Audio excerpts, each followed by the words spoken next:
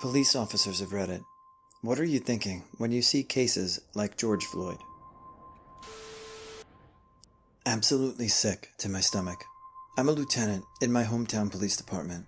I started my day by showing the video to my officers and making sure my people understood that this is murder, plain and simple. You never, outside of a life and death struggle, do anything like this. George Floyd was handcuffed and on the ground. If he was still struggling badly enough that they felt a need to hold him down, there's 100 ways to do it safely. Use of force should always be as measured, as considered as possible. There will always be times where an officer sees danger and has to make a split-second decision without the luxury of weighing the consequences. That clearly was not the case here. He had all the time in the world to think about what he was doing. He had multiple people there telling him to stop, and none of his fellow officers intervened. All of that is why I find this incident particularly disgusting. They had so many chances to do the right thing. Luckily, I have the fortune of working with good people who see this shit for what it is. Before the video was over, before I told them that George Floyd died because of this, my officers were muttering things like, "What the fuck is he doing? You can't do that shit," and "He needs to get off the man's fucking neck." Made me way prouder to be their leader than any number of arrests they could make, to see that their instincts were not to defend the officer. For what it's worth, I'm glad they were fired. I've heard mention in the thread that one of the officers has been arrested, which is great if true. I hope they're all brought to justice. Their actions, and lack thereof, were completely unconscionable. A post I can finally answer. Based in Scotland, I'm a police officer with 5 years service, 2 of which I have been a part-time officer safety instructor. During this training, we go over restraining subjects and handcuff techniques that we use to a T. This includes all safety aspects, including where to apply handcuffs, how tight they should be, ensuring the technique is done correctly, and that the subject is in a controlled but safe position. Positional asphyxia is a vital topic we cover, and it is reiterated time and time again that if a subject ends up on the ground, we never, and I reiterate again, never, place any sort of weight on them. Hell, even when sitting in the back of our cars, we watch them to ensure they can breathe and are in a comfortable position for transport. What these cops did was just plain stupid, disproportionate, and frankly an embarrassment to policing. I'd also use disgusting, if I'm honest. I just hope that people know we are not like this. Edit. This is my first comment, and it has received more attention than I could have imagined, which I thank you all for. To address some points raised in the replies, I appreciate I work in a far different environment, but we still have to restrain subjects while cuffed, and at no point has it resulted in an incident like this, or even an officer in the position shown in the video. I absolutely condemn his actions, and this should never have happened. As for what was going on in his head, I have no idea whether it be red mist, or he thought something else. Either way, he should lose his job and face the full consequences of his action. Unfortunately, some hate, as expected, in some replies, which I understand. However, one officer cannot be held accountable for another, so again, I hope people understand that this is a small minority of the job, and the rest are always there to help. Stay safe, folks. Former police officer here. It's honestly scary that things like this happen. In the academy, training varies state by state. They teach you PPCT, pressure point control tactics, can't remember. PPCT are pretty much techniques you can use to subdue someone without actually harming them permanently, pain compliance. Anytime you perform a technique to incapacitate someone, you cuff them, sit them up, and make sure they are physically okay and have suffered no damage. One of the things I learned in the academy, 2016, is that training between the 1900s to now is vastly different. Back then, it was minimal training, could be a couple days, 2 weeks, etc. And when I went through, it was about 600 plus hours. Last I heard it was 850 plus. Post mandates times amount of training while employed per year to maintain your post license.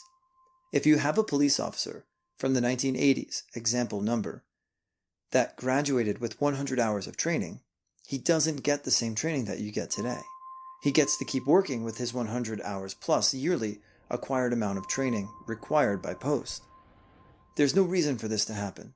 To clarify, anytime a police has ended someone's life, most, if not all, departments suspend them with pay and investigate to see if it was justified and if the officer is okay after the event.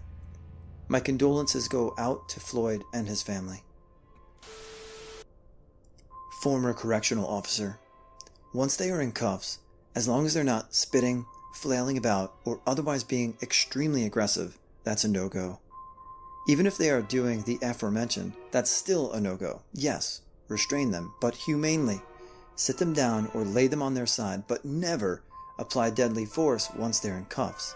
Doesn't matter if the individual is yelling threats, slander, or being an asshat. Don't do it. That's textbook. You just don't do it.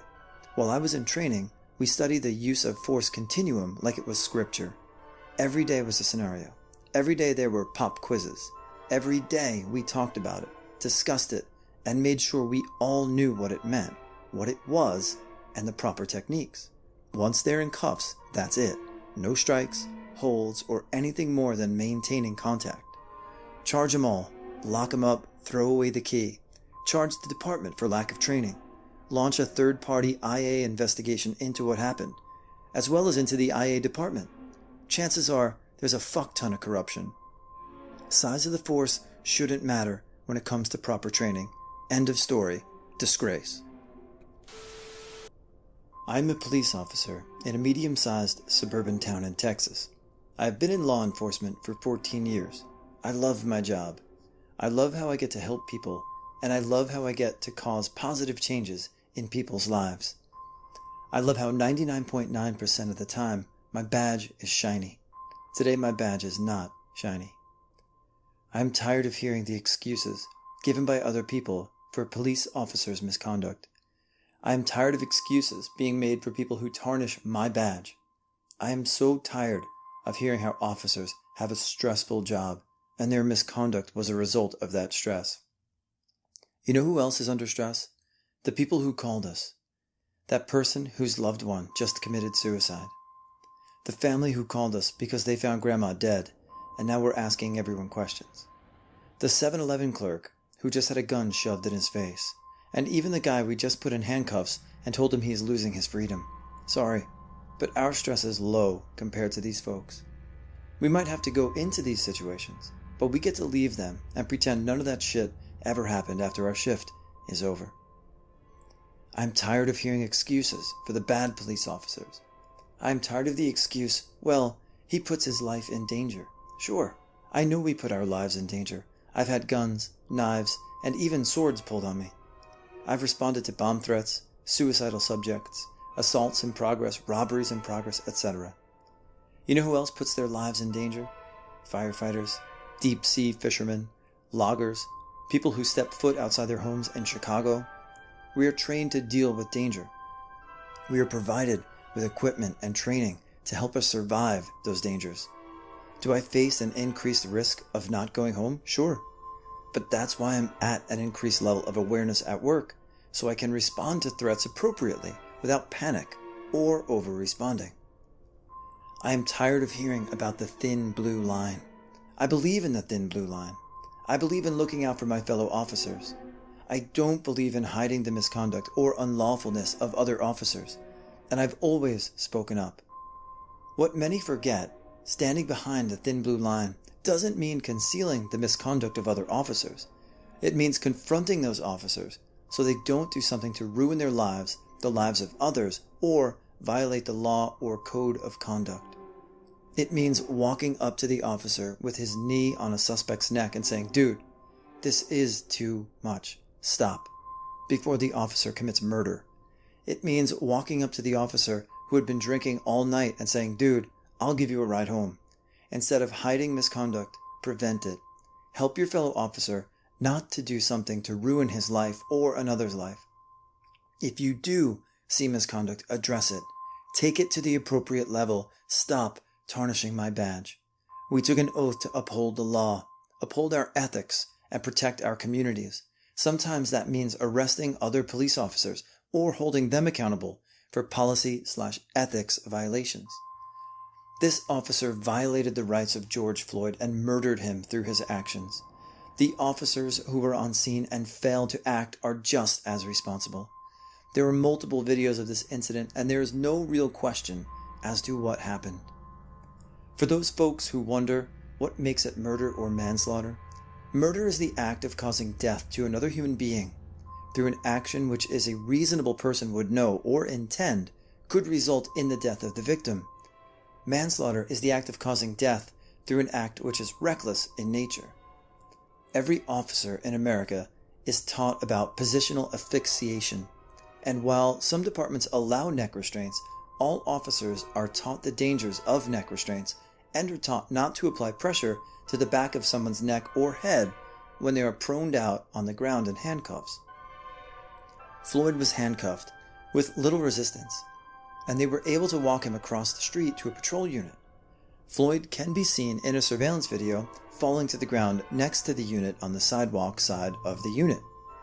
Cell phone footage then shows the officer on top of Floyd's neck on the opposite side of the unit, the street side. There is a random man in the background telling Floyd just to get in the car and he can't win. Floyd can be heard saying he knows and he's done. This implies that Floyd may have resisted or attempted to escape, but was still restrained in the handcuffs. Floyd can be heard multiple times saying he can't breathe. The cell phone video shows the officer kneeling on top of Floyd's neck for at least 8 minutes, with around 4 of those minutes with Floyd being unconscious. Even if Floyd did attempt to resist or escape, there was no reason to hold him down for 8 minutes. What was the point of restraining him for so long? Why did the other officer not assist the primary officer with restraining Floyd so they could get him in the patrol unit quicker? Why did the primary officer continue to restrain Floyd by his neck after Floyd became unresponsive? Why can the officer be heard at some point asking Floyd if he is still a tough guy? I can only come up with one answer to all of these questions, and that was the primary officer, Chauvin, wanted to prove to Floyd that Floyd was not such a tough guy. I see an officer assaulting another human being, going beyond taking control of a suspect, using force as punishment, and ultimately causing the death of another human being. I see a second officer who stood and watched and did nothing, despite knowing that what the first officer was doing was a violation of law and policy.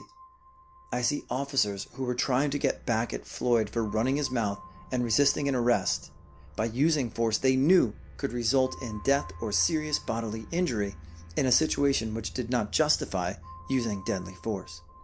This officer committed murder, plain and simple. This officer tarnished my badge and the badges of all police officers. Worst of all, this officer tortured his victim for 8 minutes. Imagine your last thoughts and memories being those of a police officer, a person who the public is supposed to be able to trust, placing his body weight on your neck, slowly asphyxiating you against hot asphalt while he asks you if you're still a tough guy. I hope this officer, and any officer who allowed this to happen, is tried and convicted. It's going to be some time before I can polish my badge back to a shine. In the meantime, a family is suffering, a community is burning, all because of one guy who should have never been an officer. What do I think? I think assholes like this make my job that much harder and damage the trust I work so hard for. I think assholes like this ruin people's lives and ruin families. I think assholes like these should be stuck in a prison with all of the people they ever arrested. This may get buried by all the comments by non-police officers, but I'm a U.S. police officer in a decent-sized city, population of about 500,000. I'm proud of my career and my department. I think my department is lucky to have pretty strong support in our community. Support comes from trust that when a citizen has to come in contact with the police in some way, they will be treated with respect. Regardless of what kind of training those officers had or lacked, no one with common sense or good intentions would kneel on someone's neck, especially after they'd been handcuffed, while they stated multiple times that they couldn't breathe. At no point in the academy was I taught that knee to the neck was an appropriate hold for a suspect. In fact, I was taught about positional asphyxiation, and that a chokehold or cartoid restraint that cuts off circulation to the brain is deadly force. When a combative suspect is handcuffed and is no longer able to hurt you, you sit them up and call for medical if they were injured during the arrest. I have made and assisted with many, many arrests, and nothing I saw in the George Floyd video is normal. I can't even fathom what that officer was thinking. As far as the officer standing by, helping to hold Mr. Floyd down and failing to intervene when he says he can't breathe, unacceptable. My department's policy says that officers shall intervene if they are witnessing a fellow officer using excessive force, regardless of whether the officer using excessive force is a 30-year vet and the witness is a rookie. If it's a sergeant and the witness is his/her subordinate. These are people's lives at stake, and police officers have too much power if we aren't willing to police each other. I rarely make judgments on fellow officers without knowing the whole story, but the video of George Floyd's arrest is enough. Mr. Floyd was murdered, and those officers had every opportunity to change the outcome of that situation. They are not worthy of their badge. I'm relieved that their department was decisive enough to immediately fire them, and I fully expect they will be prosecuted. I've seen many people commenting, "Why don't police officers speak up?" and "Why did the police continue to participate in this corruption?" We aren't participating. If we stop showing up to work and doing our jobs, violence and crime will rule. I haven't talked to a single officer who isn't disgusted by what happened in Minneapolis. I'm incredibly angry because the actions of those cops put a target on every other cop's back. Good cops who would never, ever do something like that. The law enforcement community as a whole is in agreement that George Floyd's death was completely unacceptable and unnecessary. If anyone bothered to read this, please don't condemn all police because of the actions of those few. There's no excuse for it, but the vast majority of police officers are truly good people, and rioting to the point that property is destroyed and people get hurt doesn't help anything.